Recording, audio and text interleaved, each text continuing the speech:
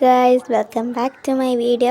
അതിൽ കണ്ട കണക്ക് നമുക്കൊരു അടിപൊളി ഉള്ളി ചമ്മന്തി ഉണ്ടാക്കിയെടുത്താലോ.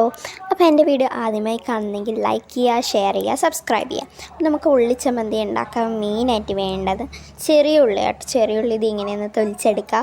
അപ്പോൾ നമ്മൾ കുറച്ച് ദിവസമല്ലല്ലേ, എനിക്ക് തോന്നുന്നു ഒരു മാസമെങ്കിലും ആയിക്കാണും ഞാൻ ഒരു വീഡിയോ ഇട്ടിട്ട്. ബിസി ആയിരുന്നു കേട്ടോ. പരീക്ഷ യൂണിറ്റ് ടെസ്റ്റ് ഉണ്ട്, അതിപ്പോൾ തുടങ്ങിയതാണ്. അല്ലാതെ തന്നെ ഞാൻ സ്കൂളിൽ വിട്ട് വരുമ്പോൾ തന്നെ നല്ല ലേറ്റാവും, പിന്നെ ഭയങ്കര ക്ഷീണമൊക്കെ ആയി എനിക്ക് വീഡിയോ എടുക്കാൻ പോലും സമയം കാണത്തില്ല. ഞാൻ പിന്നെ ഇടയ്ക്ക് ടൂറ് പോയിട്ടുണ്ടായിരുന്നു കേട്ടോ. അവിടെയൊന്നും എനിക്ക് സത്യം പറഞ്ഞാൽ വീഡിയോ എടുക്കാൻ സമയം ഉണ്ടായിരുന്നില്ല. ഞാൻ വേണമെങ്കിൽ ആ ടൂറ് പോയതിൻ്റെയൊക്കെ കുറച്ച് പിക്സൊക്കെ നിങ്ങൾക്ക് എടുത്തിട്ട് തരാം. ഓക്കെ, അപ്പോൾ നിങ്ങളും ഇരുന്ന് കാണട്ടെ. എനിക്ക് വീഡിയോ എടുക്കാൻ പറ്റിയില്ലല്ലോ, അതുകൊണ്ട് ഞാൻ എന്തെങ്കിലും പിക്സ് എങ്കിലും എടുത്ത് നിങ്ങളെ ഞാനൊന്ന് സംതൃപ്തിപ്പെടുത്താം. ഓക്കെ, അപ്പോൾ നമ്മളത് ഇങ്ങനെ ഉള്ളിക്ക് തൊലിച്ചെടുക്കണം കേട്ടോ. ഈ ചെറിയ ഉള്ളി വേണം നമ്മളെടുക്കാൻ. ചെറിയ ഉള്ളിയാണ് കൂടുതൽ നമുക്ക് ടേസ്റ്റ് തരുന്നത്. പിന്നെ ഈ ചെറിയ ഉള്ളി തൊലിക്കുന്നതും അധികം നല്ല എളുപ്പപ്പണിയല്ല എന്നാണ് എനിക്കിപ്പോൾ മനസ്സിലായത്. പാവം ഗൈസ്, നമ്മുടെ അമ്മമാരും അച്ഛന്മാരൊക്കെ ഇരുന്ന് തൊലിക്കുമ്പോൾ നമ്മൾ ഇതെന്ത് എളുപ്പപ്പണിയാന്നൊക്കെ നമുക്ക് തോന്നും. ബട്ട് ഇത് അധികം എളുപ്പപ്പണിയല്ലെന്നാണ് എനിക്ക് ഇതിൽ കൂടെ മനസ്സിലായിട്ടുള്ളത്.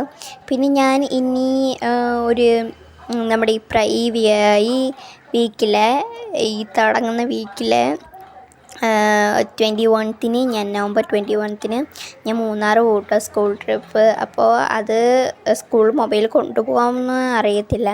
കൊണ്ടുപോകാൻ പറ്റുമെങ്കിൽ ഞാൻ എന്തായാലും വീഡിയോ എടുക്കുന്നതാണ്. ഓക്കെ, അപ്പോൾ ടീച്ചർമാരെ അത് കൺഫേം ഒന്നും തന്നിട്ടില്ല, കാരണം നമ്മൾ 7ാം ക്ലാസ്സിലേ ആയുള്ളൂ. അപ്പോൾ അത് ഉള്ളിയൊക്കെ നല്ല രീതിക്ക് ഇങ്ങനെയൊന്ന് തൊലിച്ചെടുക്കണം കേട്ടോ. പിന്നെ ഇതെന്ത് ചെയ്യണം, നമ്മൾ കഴുകണം. അതാണ് സെക്കൻഡ് സ്റ്റെപ്പ്. അപ്പോൾ അത് എനിക്ക് ഈ ഒരു പൈപ്പിൽ നിന്ന് വെള്ളം വരുന്ന വീഡിയോ ഒന്നും എനിക്ക് എടുക്കാൻ കഴിഞ്ഞില്ല കേട്ടോ. അതുകൊണ്ടാണ് ഞാൻ ഇങ്ങനെ കാണിക്കുന്നത്. ഞാൻ ഇവിടെ കുറച്ച് ഉണ്ടാക്കുന്നുള്ളൂ കേട്ടോ, കാരണം എനിക്ക് മാത്രം മതിയായിരുന്നു. എനിക്കും അച്ഛനും അനിയനും അമ്മയ്ക്ക്, എന്നാലും ഞങ്ങൾക്ക് ഇത്ര മതി, അധികം ഞങ്ങൾ കഴിക്കത്തില്ല. ഓക്കെ, അത് നന്നായിട്ട് കഴുകിയതിന് ശേഷം തേങ്ങ ചിരണ്ടി എടുക്കുക. ഇത് ഭയങ്കര പാടായിരുന്നു എൻ്റെ പൊന്നെ. ഉള്ളി തൊലിക്കുന്ന കാട്ടിയും പാടായിരുന്നു ഈ തേങ്ങ ചരിക്കാൻ. നിങ്ങൾക്ക് കാണും, ഞാൻ കണ്ടു, ഞാൻ റിവേഴ്സൊക്കെ അടിച്ചിട്ടാണ് തേങ്ങയൊക്കെ തിരുവുന്നത്. കാണുമ്പോൾ തന്നെ എനിക്ക് തന്നെ എന്തോ കണക്ക് തോന്നും. ഞാൻ അതുകൊണ്ട് കഴുകിയിട്ടോ, കാരണം എന്താണെന്ന് വെച്ചാൽ തേങ്ങ അതിൽ വന്നില്ല. അതിന് പിന്നെ തേങ്ങയുടെ വെളിയിൽ ആ ചിരട്ടയിൽ പൊടി ഉണ്ടാവില്ല, അതാണ് വന്നത്. പിന്നെ ഞാൻ എങ്ങനെയെങ്കിലുമൊക്കെ കഷ്ടിച്ച് ഇതിനെ ഒന്ന് തിരികെയെങ്കിലും ആക്കിയെടുത്തു. ഞാൻ വേറൊരു തേങ്ങ എടുത്തിട്ടാണെന്നുകൊണ്ട് രണ്ടാമത്തെ തിരിയത് കേട്ടോ. പിന്നെ നിങ്ങളെൻ്റെ എക്സ്പ്രഷനൊക്കെ കണ്ട വലിയ രീതിക്കാണ് തേങ്ങയൊക്കെ ശരിയാണെന്നൊക്കെ തോന്നും. ബട്ടല്ല, നിങ്ങളെൻ്റെ കഷ്ടപ്പാട് ചെയ്യുന്നതിന് നിങ്ങൾക്ക് ചിലപ്പോൾ കാണാൻ പറ്റും. ഓക്കെ, അങ്ങനെ നമ്മൾ ഇത്രയെങ്കിലും തേങ്ങ ചിരകി എടുത്തിട്ടുണ്ട് കേട്ടോ. ഈ തേങ്ങ ചിരകിയപ്പോൾ തന്നെ ഞാൻ തളർന്നു. ഇനി ഇതിലേക്ക് നമ്മൾ നമ്മുടെ തൊലിച്ച് വെച്ച ചെറിയ ഉള്ളി ഇട്ട് എടുക്കട്ടെ. ഞാൻ ഇത് വീണ്ടും വേറൊരു പാത്രത്തിലേക്ക് ആക്കിയിട്ടുണ്ട്. ഇടയ്ക്ക് വെച്ചത് എനിക്ക് നമ്മുടെ ഫ്രൂട്ടി കൊണ്ടുവന്നിട്ടുണ്ടായിരുന്നു കേട്ടോ.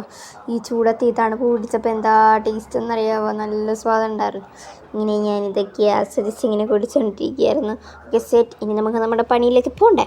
അപ്പോൾ ഇതിലേക്ക് കുറച്ച് പുളി ഇട്ട് കൊടുക്കുക, ദെൻ കുറച്ച് ഉപ്പിട്ട് കൊടുക്കുക, പിന്നെ കുറച്ച് ചില്ലി പൗഡർ ഇട്ട് കൊടുക്കുക, മുളക് പൊടി ഇട്ട് കൊടുക്കുക, പിന്നെ കുറച്ച് മഞ്ഞൾപ്പൊടി വേണമെങ്കിൽ ഇട്ടാൽ മതി കേട്ടോ. ഇനി ഇതിലേക്ക് കുറച്ച് നല്ല നാടൻ കറിവേപ്പിലയും കൂടെ കഴുകിയിട്ടിട്ട് കൊടുക്കുക കേട്ടോ. കണ്ടോ, ഞാൻ വലിയ കാര്യത്തിൽ ഇട്ട് കൊടുത്തതാണ്. എനിക്ക് ഇട്ട് കൊടുത്തിട്ടുണ്ട് കേട്ടോ. ഞാൻ എല്ലാം കുറച്ചെന്നാണ് പറയുന്നത്. സോറി, കാരണം നമ്മൾ ഇതിലേക്ക് കുറച്ചെല്ലാം ഉപയോഗിക്കുന്നുള്ളൂ, അതുകൊണ്ടാണ് ഞാൻ പറഞ്ഞത്. ഓക്കെ, ഇനി ഇതൊന്ന് ഗ്രൈൻഡ് ചെയ്തെടുക്കുക. ഒന്നെങ്കിൽ നിങ്ങൾ മിക്സിയിലിട്ട് ഗ്രൈൻഡ് ചെയ്യുക.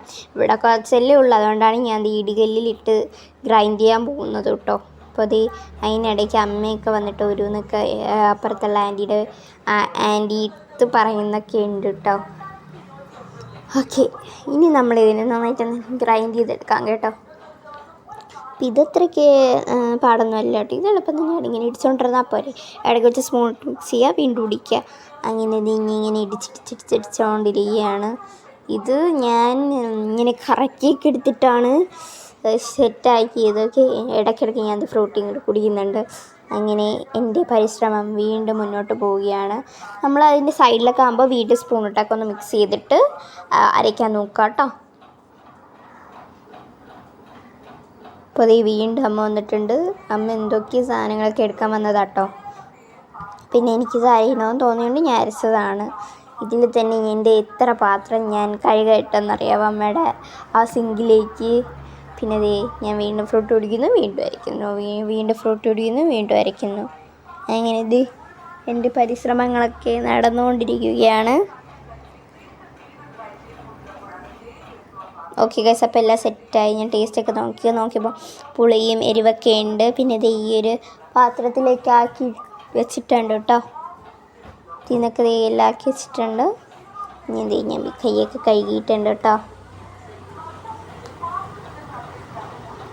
ഇനി നമ്മളിതേ ഒരു എന്താണിത് എനിക്ക് ഈ വാക്ക് കിട്ടത്തില്ല കേട്ടോ. ഒരു ഡെക്കറേഷന് വേണ്ടിയിട്ട് ഞാൻ അതിലേക്ക് കുറച്ചൊരു തണ്ട് നമ്മുടെ കറിവേപ്പില വെച്ചിട്ടുണ്ട്. പിന്നെ കുറച്ച് വെളിച്ചെണ്ണയും കൂടെ തൂക്കി കുറച്ച് നമ്മളതിൻ്റെ മുഖത്തേക്ക് തേങ്ങയും കൂടെ ഇട്ട് കൊടുത്തിട്ടുണ്ട്. അപ്പോൾ നല്ല ടേസ്റ്റ് ഉണ്ട്. അപ്പോൾ ബൈ.